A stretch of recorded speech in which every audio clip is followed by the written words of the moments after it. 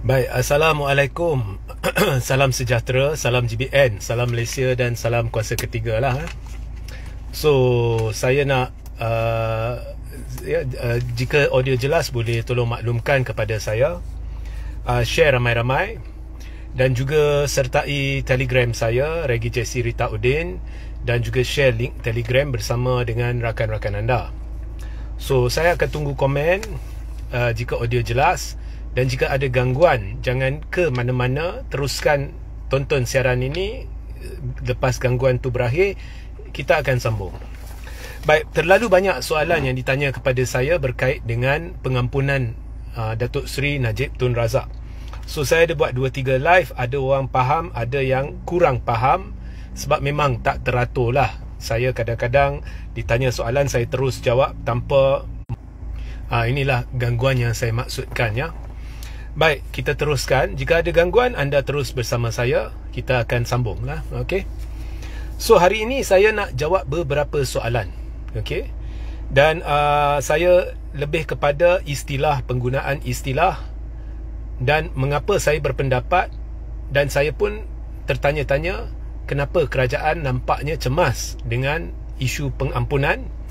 Kerana isu pengampunan ini mendapat kecaman netizen, dan yang paling menarik ianya mendapat kecaman netizen pro PH, pro Najib dan anti Najib, maknanya keseluruhan. So, kerajaan nampaknya amat cemas dan saya akan jelaskan. So, sebelum itu saya ada membuat live dan saya ada jelaskan ada 3 jenis pengampunan.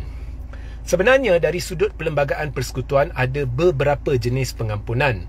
Cuma saya kategorikan 3 untuk memudahkan perbincangan, kerana ada bahagian-bahagian pengampunan dia macam overlap. Okay? So, sebenarnya saya nak mulakan dengan memberitahu, ada orang suka guna istilah pengampunan penuh, ya, dan pengampunan tak penuh. Okey, berhenti gunakan istilah pengampunan penuh, kerana pengampunan adalah pengampunan. Dia ada kategori dia ada jenis pengampunan, tapi semuanya pengampunan. Tak ada yang penuh, tak ada yang separuh penuh. Okey. Tapi saya faham ada orang guna istilah penuh, termasuk peguam, untuk membayangkan penuh maksudnya orang tu keluar. Maknanya hukuman dibatalkan, dibatalkanlah, cancel lah. Dan kalau tak penuh maknanya lain, mungkin ditangguh, dikurangkan dan sebagainya. So, saya rasa hentikan penggunaan itu. Walaupun ada istilah dalam bahasa Inggeris iaitu free pardon yang kerap digunakan, tetapi just guna pardon atau pengampunan. So, ada pengampunan di mana hukuman dibatalkan dan orang itu bebas. Ada pengampunan dalam bahasa Inggerisnya kita panggil reprieve, ataupun saya tak nak guna istilah pengampunan bagi reprieve. Saya lebih suka guna YDPA memberi reprieve, R-E-P-R-I-E-V-E. Maknanya postpone the sentence temporarily, ataupun tangguh hukuman untuk tempoh tertentu. Kemudian ada respite, iaitu sentence reduced due to illness or pregnancy. Maknanya hukuman dikurangkan kerana mungkin banduan itu sakit ataupun mengandung sebagai contoh. Okey, so dia diberi respite. Okey.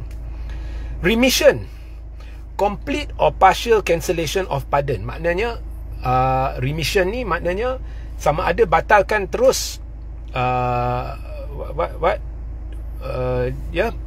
hukuman ataupun separah. Okey. Commutation, reduce sentence, contohnya daripada 15 kepada 10 tahun, ya, dan sebagainya. So, kadang-kadang istilah ini ada nampak sama, tapi sebenarnya tak sama lah. Okay, anyway, nampak sama. So, untuk kes Najib, dia sebenarnya menerima, ya, a commutation. Maknanya hukuman dia telah dikurangkan. Jadi pengampunan Najib adalah pengurangan hukuman atau commutation of his sentence, daripada 12 tahun kepada 6 tahun. So, jangan guna pengampunan penuh, pengampunan separah, just pengampunan berupa commutation ataupun pengurangan tempoh penjara. Gangguan lagi, ya. Gangguan lagi. Okey, tak apa. Anda teruskan bersama saya. Gangguan anda tunggu saja, ya. So, Najib menerima commutation, iaitu pengurangan hukuman daripada 12 tahun kepada 6 tahun. Okey. So tanpa memberi pendapat peribadi saya setuju ke tidak setuju, saya telah membuat live dan saya telah menjelaskan bahawa ada seorang peguam dari yang dipetik oleh FMT, saya namanya tak silap saya Siva Murugan or something like that, yang telah memberitahu bahawa dia tidak bersetuju dengan peguam-peguam tertentu. Saya kira dia tengah rujuk kepada Muhammad Hanif ke entah siapa ke, saya tak tahulah. Tapi majoriti peguam setuju bahawa Najib layak untuk terima parole. Maknanya lembaga parole dia duduk selepas 50% hukuman telah dijalani. Lembaga parole boleh memutuskan bahawa baki hukuman itu dijalani di rumah banduan itu sendiri. Maknanya duduk rumah. Okey. Dan lagi satu yang mungkin adalah setelah banduan menjalani 2/3 daripada hukuman, ganggu lagi ya. Satu lagi adalah selepas menjalani 2/3 daripada hukuman, jika kelakuan baik boleh diputuskan bahawa baki 1/3 hukuman itu dibatalkan. So itu adalah dua kemungkinan. So hampir semua peguam setuju bahawa Najib layak menerima konsesi tersebut jika ada kelakuan baik. Tetapi peguam ini kata tak boleh. Ianya hanya merujuk kepada hukuman yang dijatuhkan oleh penjara oleh mahkamah, iaitu 12 tahun. Kalau dah terima pengampunan tak boleh. Dan saya membuat satu live dan saya jelaskan bahawa peguam ini sudah terkhilaf, memberi maklumat yang tidak betul. Mungkin dia perlu rujuk kembali undang-undang, dia perlu kaji dengan lebih teliti, maklumatnya salah.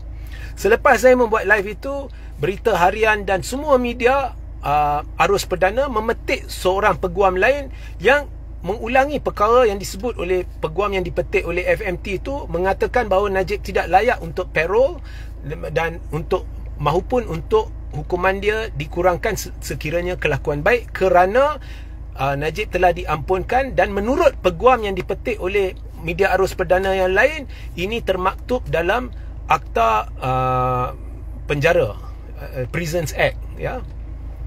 Now, saya hairan bagaimana peguam-peguam dan media Arus Perdana yang dikawal kerajaan ini boleh memberi maklumat tidak betul kepada rakyat secara meluas tanpa dibetulkan oleh contohnya peguam negara atau penasihat undang-undang utama kerajaan.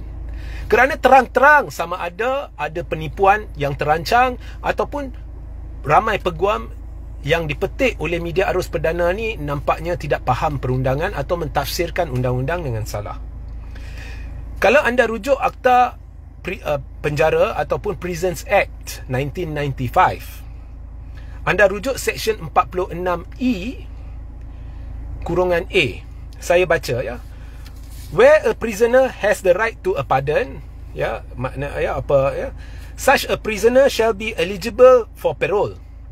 Okay, only after his case has been brought to a pardons board, unless he is discharged upon pardon, respite or reprieve by the YDPA. Okay, anda tak faham kan? Maksudnya, walaupun seorang, saya guna bahasa orang biar lazim ya, walaupun seorang banduan itu telah terima pengampunan, selepas lembaga pengampunan mendengar kes banduan itu tetap mempunyai hak untuk diberi pengurang dipertimbangkan oleh lembaga parole ya, supaya contohnya selepas menjalani 50% daripada hukuman, baki 50% dia jalani di rumah ya. Dan ini merujuk kepada hukuman yang tinggal selepas pengampunan. Maknanya dalam kes Najib sudah hukuman dia daripada 12 tahun sudah dikurangkan kepada 6 tahun. Najib layak untuk dipertimbangkan oleh lembaga parole setelah Najib habis 50% daripada 6 tahun itu, iaitu 3 tahun, ataupun pada tahun depan 23 Ogos 2025 Najib layak dipertimbangkan untuk parole. Dan jika kelakuan Najib baik, lembaga parole boleh memutuskan Najib teruskan baki hukuman di rumah. Dan Najib juga layak untuk dipertimbangkan selepas menjalani 2/3 daripada hukuman dia supaya baki hukuman itu dibatalkan, iaitu remission sekiranya kelakuan baik, ya.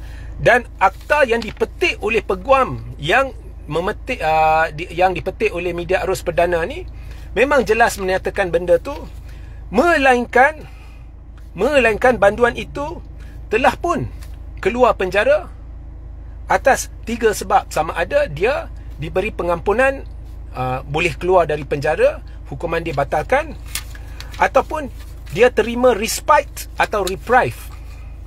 Respite ni maknanya banduan itu keluar mungkin sebab sakit atau mengandung dan sebagainya, ataupun reprieve. Reprieve maksudnya hukuman ditangguh, bukan commutation. Bukan commutation. Maknanya sekiranya banduan itu menerima commutation seperti Najib, ya, daripada 12 tahun dikurangkan kepada 6 tahun, dia layak dipertimbangkan untuk parole ataupun menjalani satu tempoh hukuman yang baki selepas pengampunan, dan kemudian yang balance tu dibatalkan.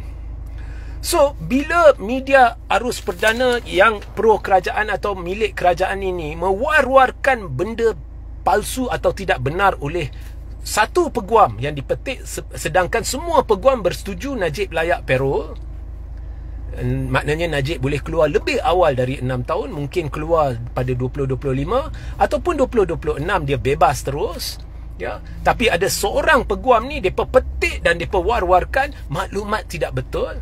Nampaknya kerajaan cemas.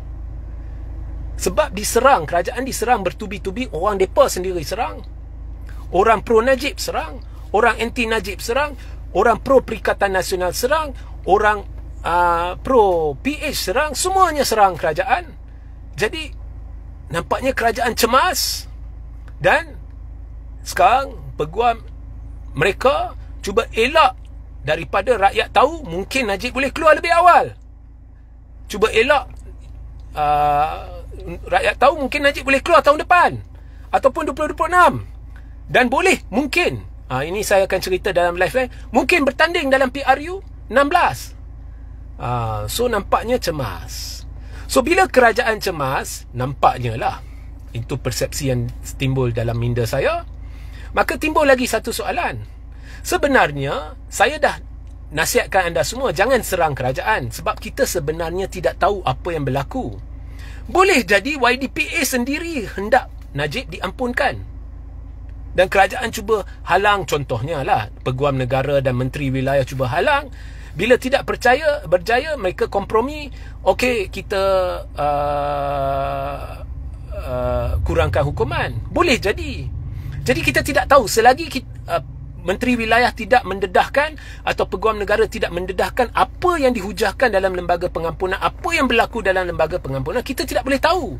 Mungkin YDPA sendiri hendak Najib diampunkan tetapi dihalang oleh kerajaan. Macam-macam kemungkinan. Sebab itu saya suruh jangan serang kerajaan. Bila anda serang kerajaan, you are just wasting your time. Anda mungkin betul, anda tak betul, saya tak suka benda tu. Tetapi bila kerajaan sendiri cemas, saya mula mengesyaki kerajaanlah yang hendak Najib diampunkan, tetapi bukan pengampunan di mana hukuman dibatalkan. So, mengapa kerajaan cemas?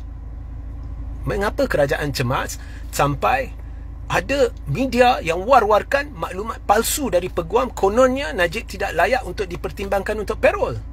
Itulah soalan yang anda perlu tanya kerajaan, bukan benda-benda merapu yang lain. Faham?